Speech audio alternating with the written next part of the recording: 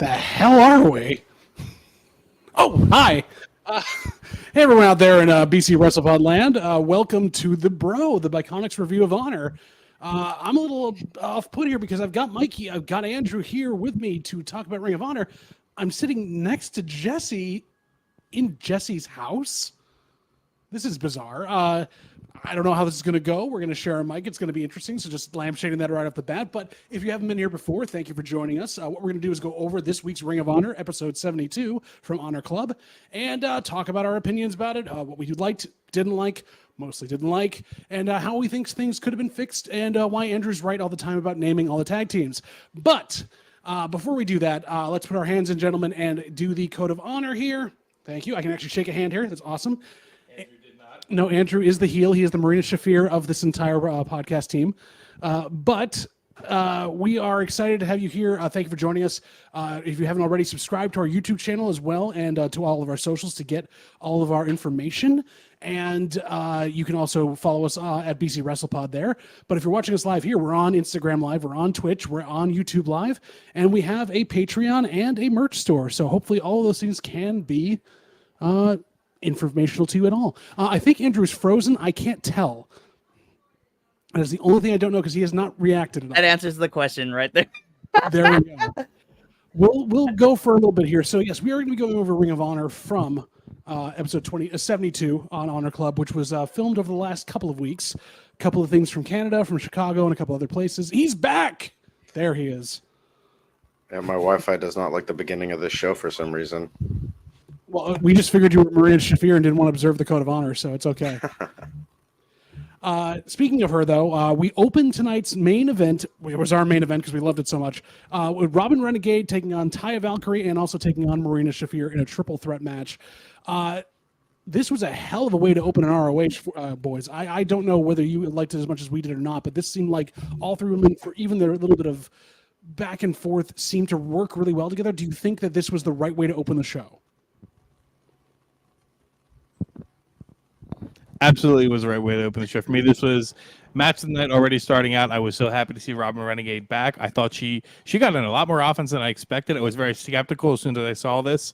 The first time, I think when we talked about it, when they announced the card, I went, oh, great. Robin's going to lose by the mother's milk because Ty's going to get thrown out of the ring. And I was never so happy to be wrong about that, about how it ended. But I thought that she had a great showing, and all of them actually had a really good showing, and this was a good way to start the entire night. Rapid fire there, Andrew. Did you feel the right person won in this respect as well? It wasn't Marina, it was actually Taya. I mean, I agree. I think that it was kind of a given that Robin was going to lose this match because it just made sense with how they book her in Ring of Honor. It's unfortunate because I did think she looked really good. I thought, especially going out there with two, one that's a experienced fighter, one's experienced wrestler. My biggest issue with this was since we knew Robin was going to be taking this loss, I think this could have been served better as either Robin Renegade versus Taya Valkyrie or Robin Renegade versus Marina Shafir.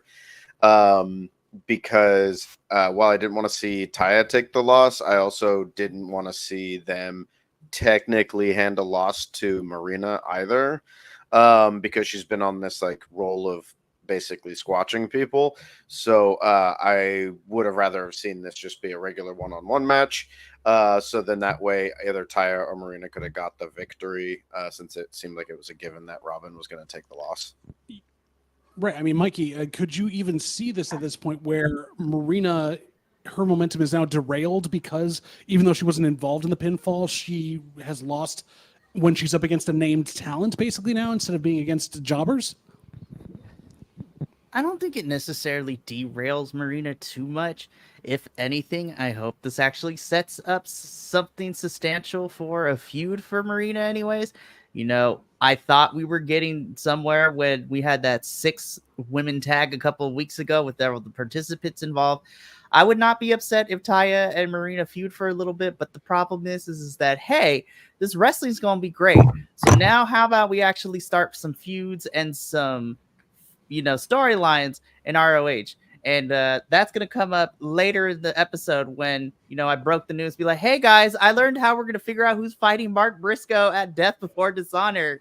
Every I'm one a- of us had a bad reaction to that when you sent that across, and it was worse here as well. But before that, we also get our first terrible promo of the evening, which the Undisputed Kingdom, normally very good on the mic, talking about taking a day off and not wanting to wrestle, but seeming half-hearted at the same time.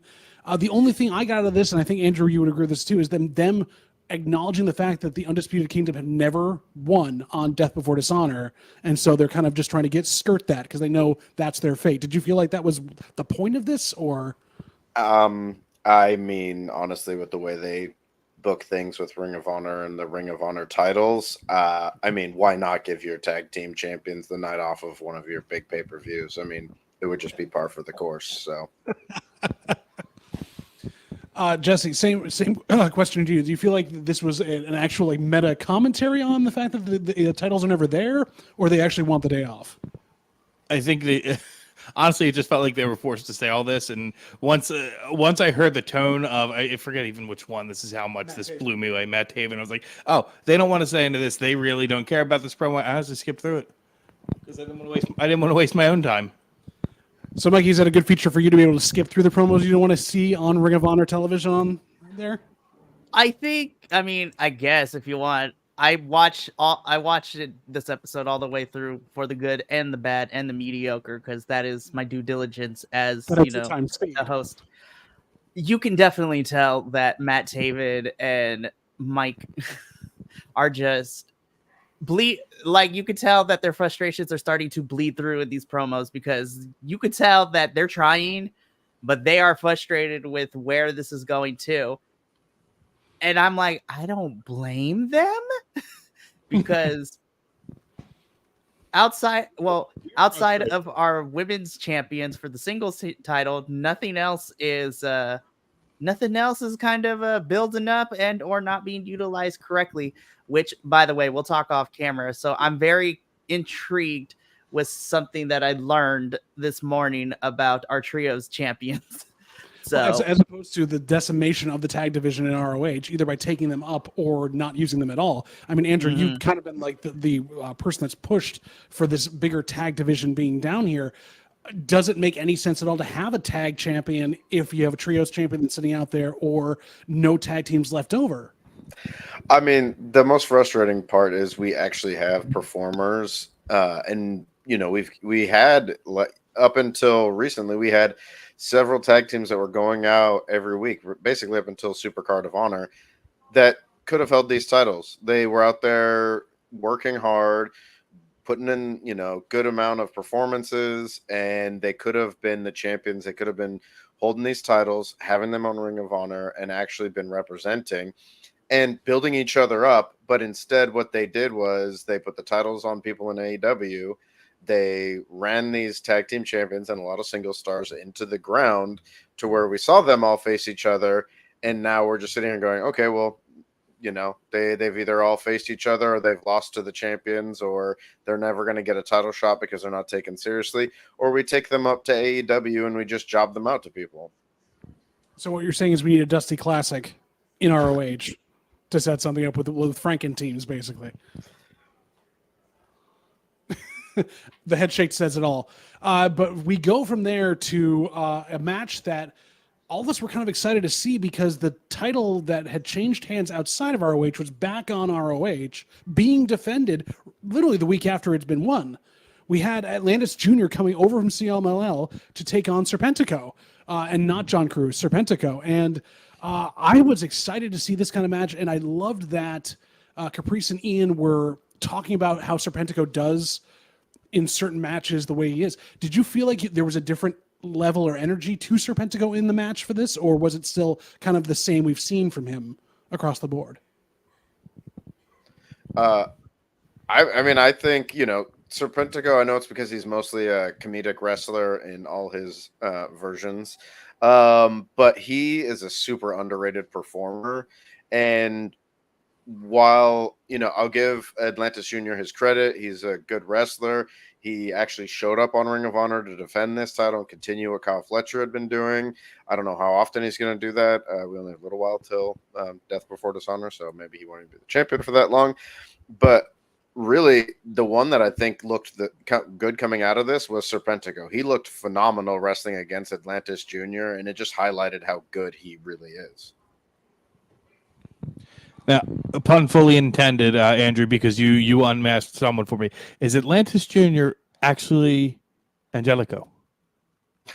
No. No? Okay. I didn't know. I didn't know. Serpentico looked really good. I agree with you on that point. The match itself was a little underwhelming for me. I wanted it to be better. I was very excited for it, and it didn't deliver as much as I thought it was going to for me. Mikey, same with you. Did you see any difference in how Serpentico was portrayed or put across? I thought Serpentico did a really good job in this match.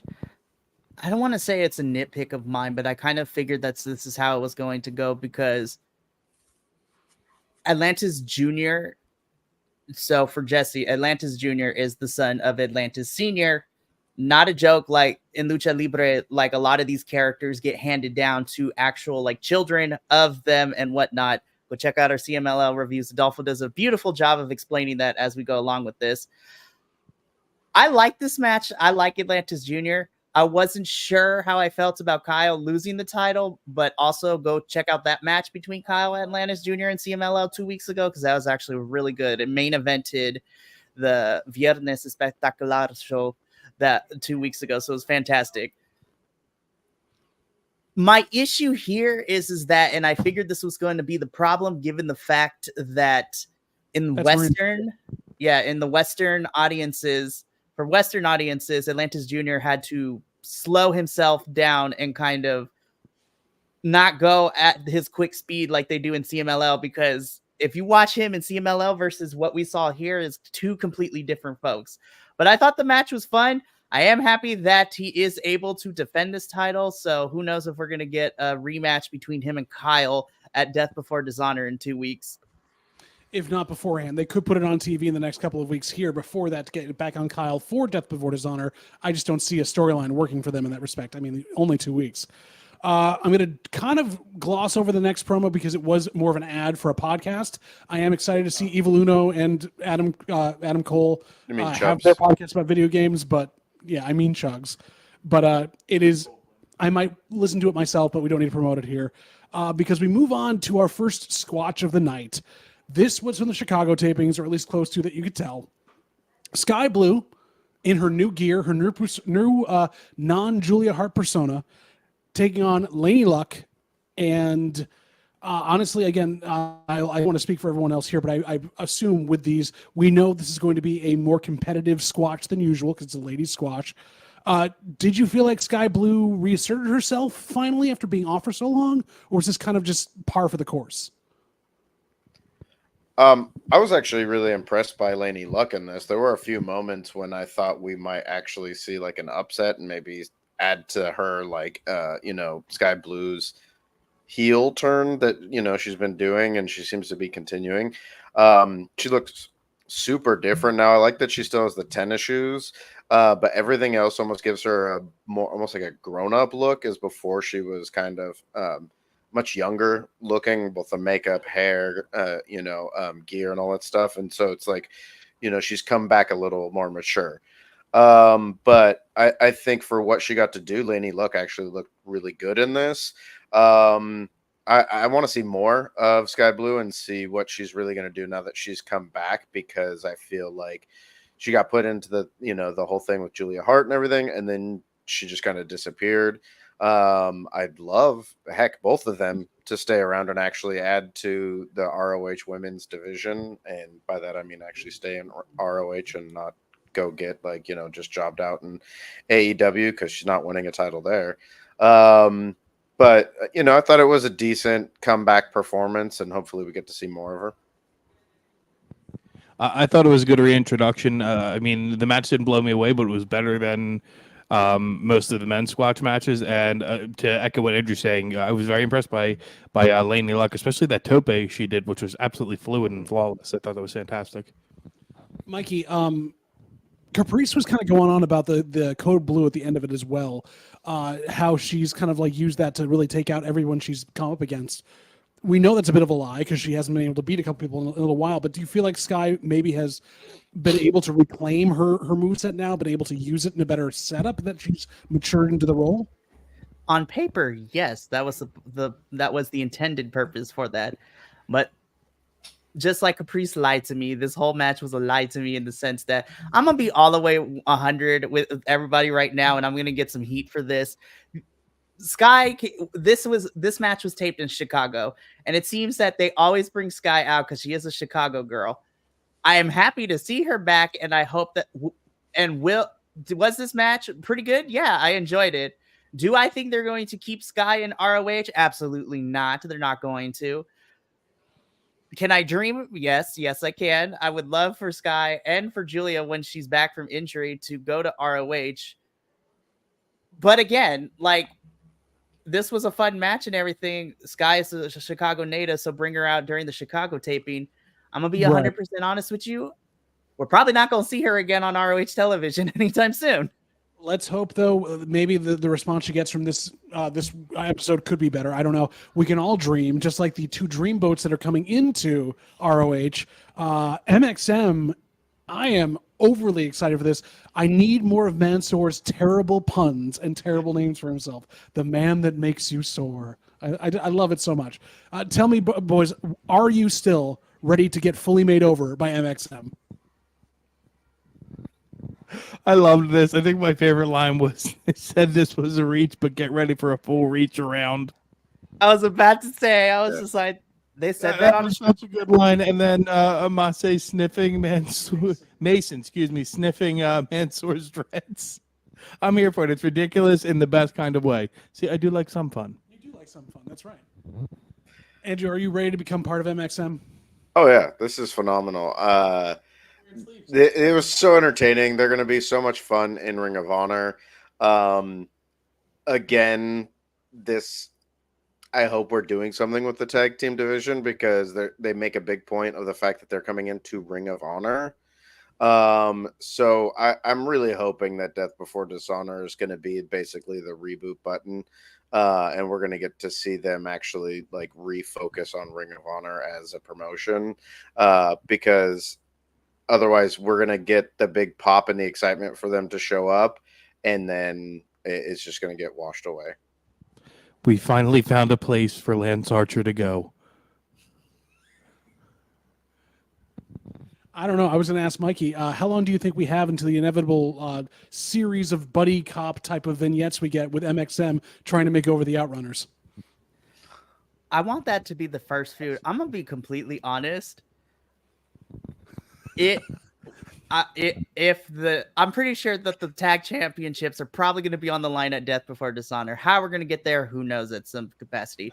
I would love for MXM to take the titles and to have their first feud be with the Outrunners, just of how ridiculous it. Honestly, MXM versus Infantry would be a fun feud too, because I believe the Infantry also deserve to have an actual story going on. Like, they have been showing in and out almost every single week, and they're one of the only true tag teams that are there in ROH on a consistent basis. Give them something more to do, but yes. I love the ridiculousness of MXM, and I'm ready for my close-up. And Andrew, I'm going to get you started on this just to keep this percolating in your head for a new team name we're going to need, because I foresee, if they do it right, we're going to have an MXM versus the Franken team of Dalton Castle and Johnny TV, just because. That would be gold in so many ways. But what is also gold is our women's TV champion. Billie Starkz can seemingly not have a bad match. And this is after watching her training with Natalia on the internet this week. She has really upped her game. She's taking on Mackenzie Morgan and in a squash match. This is a proving ground match. Mackenzie Morgan, where has she been the whole time? Andrew, did you know anything about her beforehand? Or was this kind of like out of the blue for you? Yeah, this was, I'd never really heard of Mackenzie before. It's, we all kind of knew what this was going to be, but I thought this was actually, and Billie seems to be involved in these. Every time I say this is the kind of squatch I want to see, because it made Billie look like a vicious heel again. We get to see her flip that switch. She goes out and she has fun. She's overconfident, and then she gets popped in the mouth once, and she's just like, "Oh, no, you really want to go? You want to see how mean I can be?" And you get to see her both being vicious to her opponent while also like playing with Athena on the outside. And this is how we need to see Billy as a heel champion. Exactly. Jesse, you are the resident Billy fan and also the person that knows where she is at all times, not in a creepy way, but just in the very much checking in and sending her fun packages. Did you feel Billy had a good showing for herself in this match? I appreciate the caveat you put in there. Yeah, I thought this was definitely one of her better matches. She seems to improve every single time she comes out. I liked that she seemed to be playing more to Athena now, and they're reestablishing that to kind of deepen the story there, which is great. And all the cutaways to Athena definitely faking that injury. I need to ask the three of you here, what was going on with that one member of the crowd? Like, there was definitely some kind of scuffle or verbal back and forth, and I couldn't figure out what was going on there. Does anyone have any insight on that? I missed it. I know there was a couple of verbal things. Mikey, did you catch that? No, now I want to go back and check on it. I'm trying to figure out where they were taping this match at, because I'm like, if depending on, I do pay attention. I skip through bad vignettes, but I do pay attention. I wouldn't be surprised. My question is also, is this the first time / is this a good idea to use a squash match like this to further a storyline for the first time in this company? Because normally they just are to build up a record at that point, I'm assuming. Normally, yes, this would be a good idea, because then you add depth to a storyline that you have been telling. I'm going to be completely honest right now. They are scrambling to find some semblance of reason to be like, hey, so we got this pay-per-view we got coming up. So how about we actually now put some stock in our champions that are defending these titles at the pay-per-view? This is a cash grab is not the correct word, but they are scrambling like eggs to get this put together and have some sort of semblance of, I could see the reasoning why they did this. Again, ROH, I love you, but don't insult my intelligence. We see that you're scrambling, and that's okay. Just make sure that the execution of your pay-per-view goes off without a hitch, because echoing what Andrew said earlier, I hope that Death Before Dishonor is a reset button, because it is sorely needed. And if not, ROH is going to struggle getting itself from post Death Before Dishonor all the way to Final Battle in December. It might also be the Death Before Dishonor for the actual promotion. We don't know.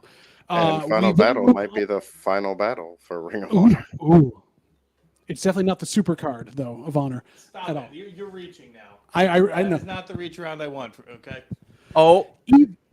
Either way, we also move on to another squash match. This one, unlike the first two we've had so far, there was something missing. Diamante took on Nyx, and we've seen Nyx before.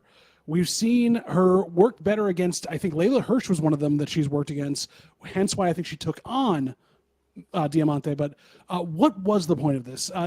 Does anybody understand why we had to have this build-up for a Layla Hirsch thing? A person that doesn't even double for her, basically. Completely different style of wrestler.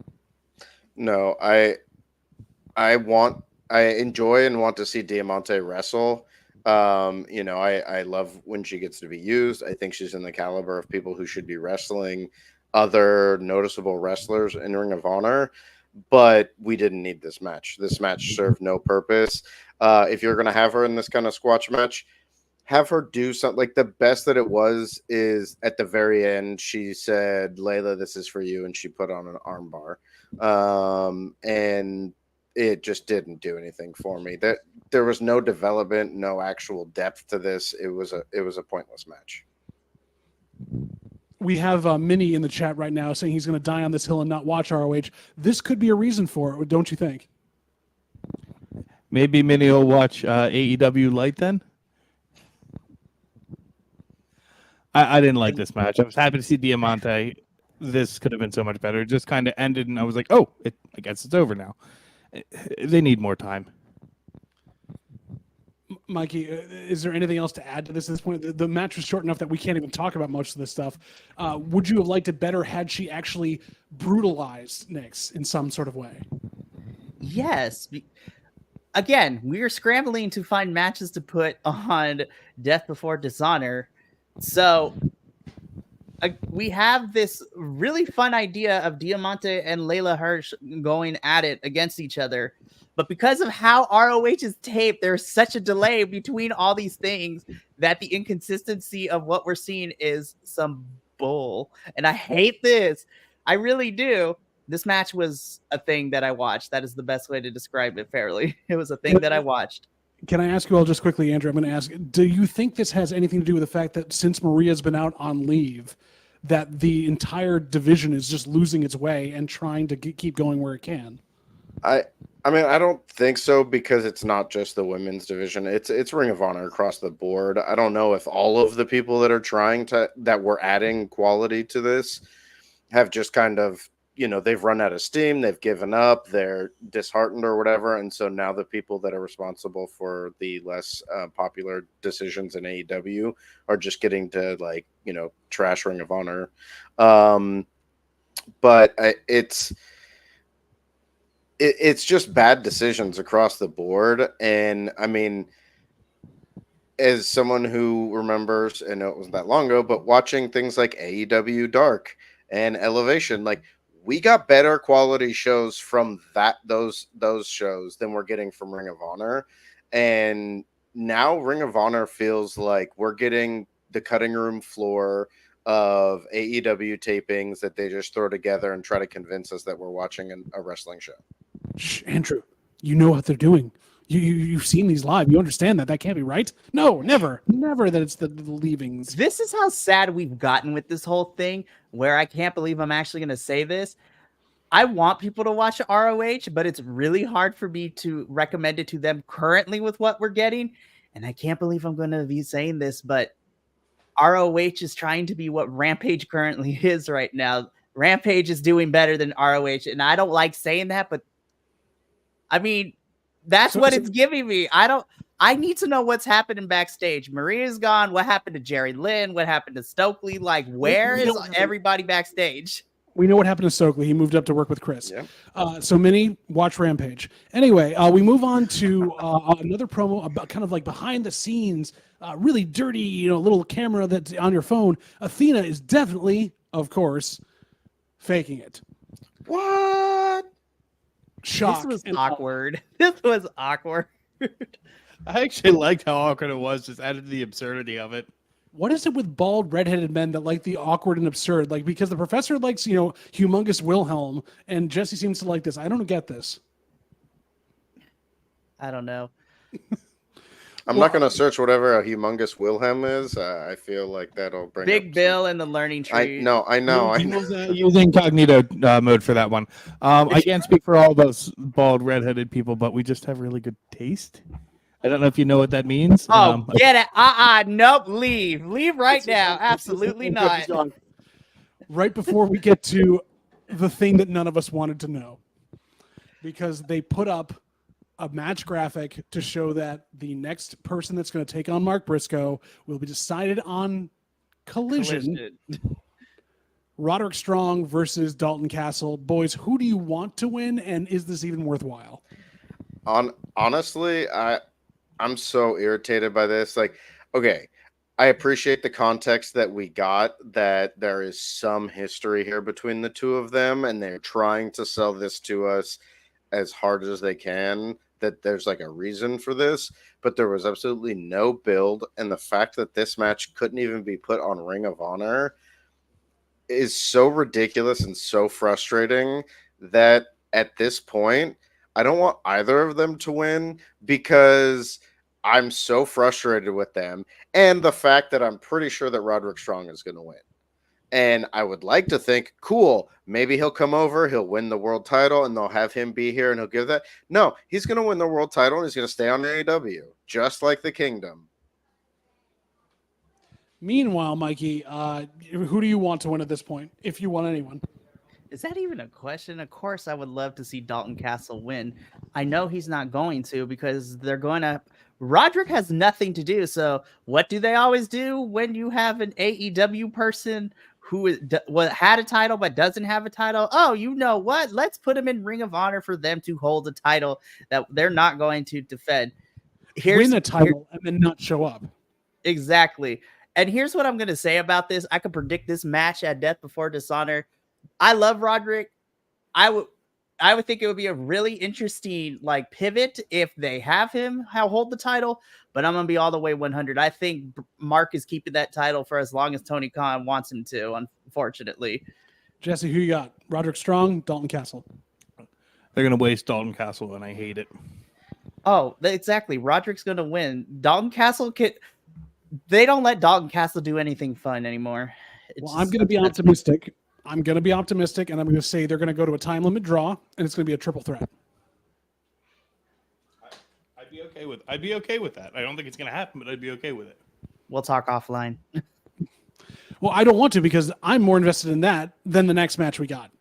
Because we had the Infantry, very happy to see them on our TV screens. We had the Dark Order, who were said had been on a roll lately by Ian and Caprice. Like they've lost pretty much every match they've had in the last month.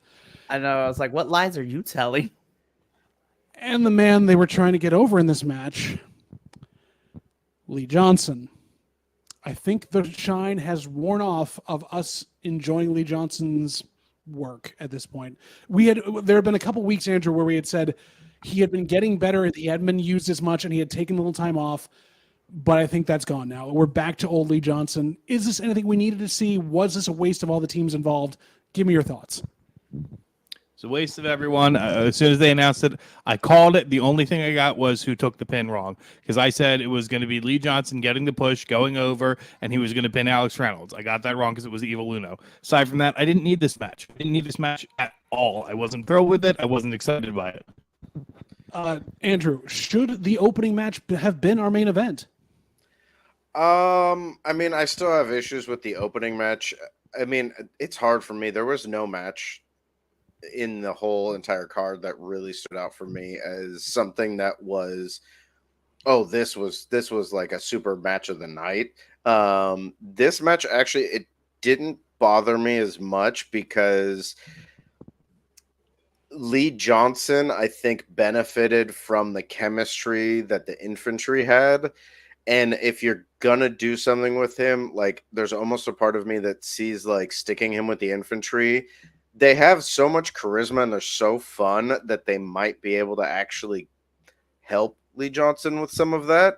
But it does feel forced. This is a weird, it's like you see Action Andretti and Top Flight and you're like, okay, you kind of stuck them together, but they kind of work and they've, developed into a trios over the time. This just doesn't make any sense, especially because the Infantry, the three that are actually a part of the Infantry are all vets. Like, find someone else that they're either like actually close with or somebody who's actually a vet. This was just super weird. It just felt so thrown together. And while I wasn't surprised that Lee Johnson picked up the victory, it was super awkward at the end because it was like, oh, we set up the finish and Lee Johnson's going to get the finish to get the pin. Oh, but he's in the corner that's not facing the hard cam. So now he's got to go over to get this and then hit the hard cam, finish. But when I thought about it more, I kind of like the Dark Order should have really won this because they're the established trios. And if you weren't trying so hard to get Lee Johnson over, you could have had the Dark Order win by taking advantage of the fact that he's less experienced with the Infantry. And once again, I think Lee Johnson needs to get a heel turn. I think Lee Johnson needs to become an arrogant, unhappy heel who's mad about the fact that he has been the good boy. He's been the golden child and gone out there and done all the stuff he's supposed to do. And no matter what, he can't get that push. He can't win the title matches. Make him a heel. Stop trying to make him a fan favorite. This could have been an opportunity to do that because he could have lost and we could have seen the beginning of him turning heel against a team like the Infantry who is super over and a fan favorite. But it was just not good storytelling. Mikey, in that same vein with what Andrew was going into, would Lee have benefited more from leaving his team in the dust? Would he have benefited more from actually going full heel and basically becoming Lee Moriarty at the same time? I have to think about this for a little bit. No? Well, you're thinking the only way you're going to make that story compelling, because they've tried it with Shane Taylor Promotions, Productions, whatever we're calling it this week. The only way you're making that story compelling is if you make it Lee Moriarty and turn him into Lee Holmes. That's the only way I'm finding it compelling. Oh my gosh. Terrible. No, Was this- I mean, it's really difficult for me to defend how ROH is overusing Lee. Like, that is the one person that they are using too much in my opinion. And I feel that if I was in charge, obviously I'm not. I don't get paid the big bucks to, have these opinions, but I honestly would have, based on how his performance was, I would have made I would have switched the roles, and I would be using Kyle Fletcher any chance I would get. And that's what we got for a little bit once he won that title at Final Battle last year. And again, right now, it seems that we're going to make Lee Johnson like this big baby face. I was like, yeah, because you have decimated the rest of your roster. You have Dalton Castle right there. I know, like, the whole situation with the boys kind of threw some things out the window a little bit, but Dalton Castle is right there, and he has been consistently showing up, and he wants to be there. Utilize Dalton Castle to be your big baby face. Like, the ROH fans love him, the AEW fans love him, wrestling people in general love Dalton Castle. Again, the decisions from behind the scenes and who they are picking to put stock into, as well as trying to scramble together things for this pay-per-view, as well as what seems that I don't even know who's on the ROH roster anymore, because it's like bare bones at this point. It's like almost a ghost town right now, because we we're seeing know MXM is coming, so we know they're going to be there, and we know that we have at least most of the women on there haven't really moved around, so not surprising on that. But yeah, it's still pretty bare bones. And again, I think what's hurting ROH right now is the inconsistency of how far apart these tapings are. There's nobody in the back be like, all right, we got time for 4 matches. These are the 4 matches that are getting taped. Let's pre-tape some stuff. Like, get on a cell phone, do something. Like, it's getting ridiculous out here. It is, but we've come to the end of Ring of Honor episode 72. We've given our thoughts, given our opinions. Last thing to do, as we usually do here on the Biconics Ring of Honor review, is to give our empanada ratings. Starting with Jesse, going to Andrew, going to Mikey. What is your rating out of 10 empanadas for this episode of Ring of Honor? I honestly didn't write down my scale for this one like I normally do. If it weren't for the first match, this would be like a 1. Because of the first match and how much I liked it, I'll give this like a 4 1/4, but definitely not one of their better ones. Andrew. Oh, you're muted. Who did that? Mikey. I gave it a 7.5 because while there was no standout or exceptional moments in this, it was actually, I felt like it was a little better of a Ring of Honor show than we've had in a while. Maybe it's because it wasn't that long, but it was better quality than like last week's was. Jesse, I can't see whatever you're holding up because it's blurring you out. It's a sill pad he's trying to hide. Oh, but I mean, I think part of it is I'm going on a scale that's for Ring of Honor, not on a scale of wrestling in general. I still feel like the build to Death Before Dishonor is pretty lackluster and uninspired. It's really just beating me down as a fan of Ring of Honor, and kind of losing hope and interest in the product as a whole. And that's kind of a bummer. Mikey, your empanada rating for this week? I give this a 6.5 out of 10 for me. I think my biggest issue is, and after going over and re-listening and kind of looking at my notes over the last couple of months or so post Supercard of Honor, my biggest problem right now is that while the quality was a lot better than what we've gotten in the last couple of weeks, because the matches themselves, while not necessarily inspiring or mind-blowing, at least they were pretty decent, and at least I was watching the whole episode and not working on anything else. Like, I've ended up normally been doing the last couple of weeks because ROH has been uninspired. My biggest issue is whatever's happening backstage that we don't know about. Like, the talent is doing what they can with what they are given. And right now, and it's not just one person, but a whole bunch of the ROH talent we have heard and vent their frustrations. Some of them vented those frustrations in person to some of us in New Jersey. But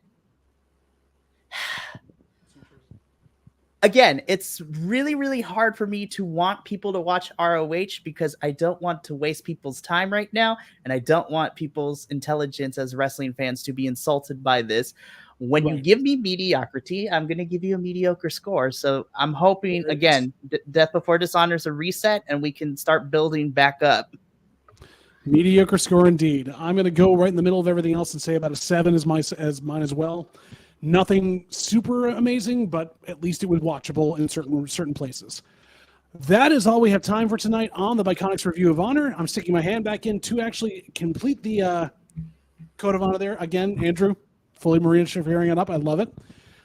Thank you for joining us here tonight. If this is your first time finding us on any of the live places, thank you for getting into that wonderful Lovecraftian algorithm that got you here. Subscribe to the channel. Drop us a comment about how you're doing here, like Minnie did to tell us he's never going to watch ROH. Always good to hear from you, Minnie. But if nothing else, the only thing we ask you to do here is to stay Biconic. And we'll see you in the next video.